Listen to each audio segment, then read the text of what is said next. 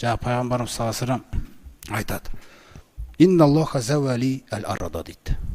Хаттара айту машариқаха ва мағарибаха. Аллах тағала дейді маған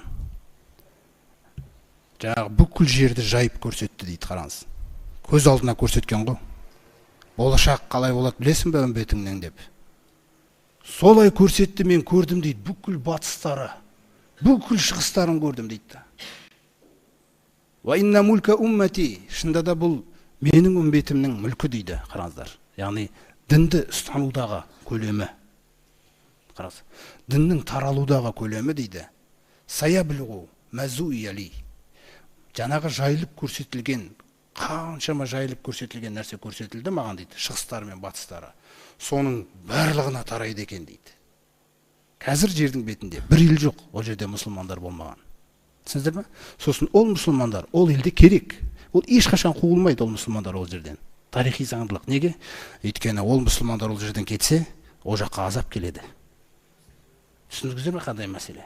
Сондықтан ешқашан елдің ортасына бармайды азап. Анау теңізден, цунами сияқты бір айнала жақтардан келіп тұрады жалпы. Бірақ мұсылмандар бүгінгі жердің бетіндегі бүкіл елдерге мұсылмандар керек. Ол тарихи факт болады да. Ол әлбетте міндетті түрде керек олар. Азап келмес үшін. Көрдіңіз ғой? Соның бәрін жаңа көрдім дейді мен. Сосын мен сұрадым дейді. Үмбетім үшін үш нәрсені сұрадым дейді. Алла юхлаку бисанатин амма. Раббым, жаппай, барлық үмбетіме жаппай келетін жұт деген нәрсені жібермеш деп. Жұтпен құртпашы менің үмбетімді ешқашан деп.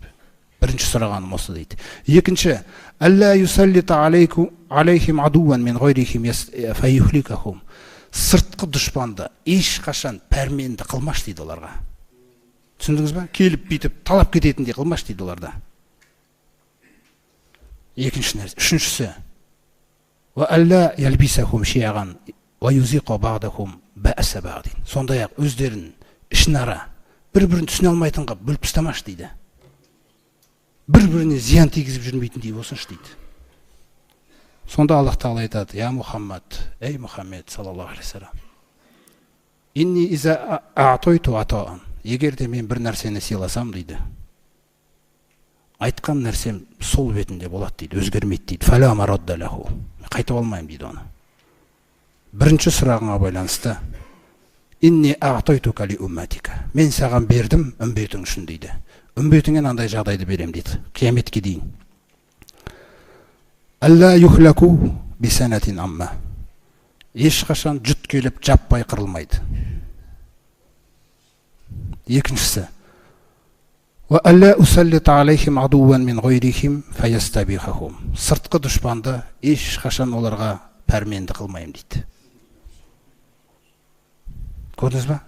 Үшіншісі, валакин, бірақ үшіншісінде, ей Мұхаммед, бірақ та ульбисахум шияға, бір-бірін түсіне алмайтындай бөліп қоям дейді. Алла тағаланың неге? Өйткені біз соны қалаймыз да. Біздің әрекетіміз, мәмілеміз қалайды соны. Ол қаламайды оны. Бірақ бір-бірін түсіне алмайтынға бөліп қоям дейді. Сыртқы бір дұшпандар келіп, сырттарынан келіп қыралмайды дейді оларда. Бірақ сенің үмбетің өз ішінде өздері бір-бірін жоятын болады дейді.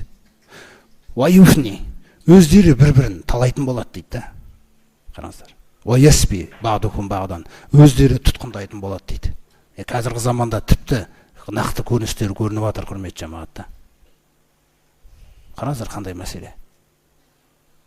Бұл азаптың үшінші түрі екен.